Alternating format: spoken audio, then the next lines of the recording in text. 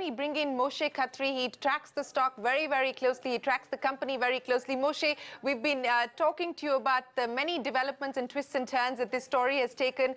As we reported, Nandan Nilekani is back. The board will be reconstituted, and Nandan takes charge of the ship. How is this going to go down with investors? The ADR perking up on the back of this official confirmation now. So this is a short-term fix from our perspective. I think this should get investors at least comfortable that the company will focus on what's important, at least for now.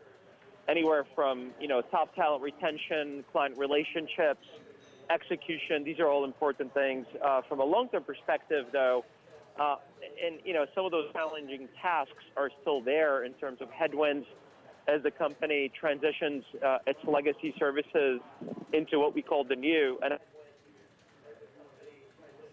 I think this is a good development. I think he should patch some, things up between the board and the promoters and some of the co-founders. These are all positive developments.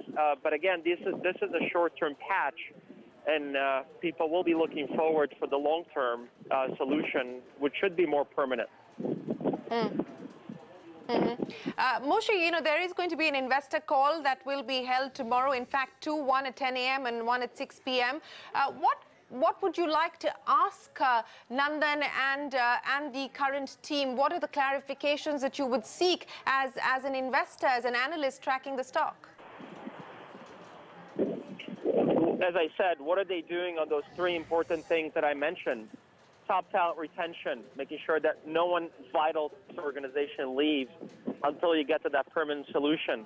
Who's actually interacting with clients, reassuring them that Infosys is here to stay, and the service levels are what they are or what they should be. And then the final point here is who's in charge, and obviously that's probably going to be Mr. Rao, of the ongoing transformation into digital. These are the three things that are very vital for us to continue this, this path that Dr. Sikka kind of drew a couple of years ago.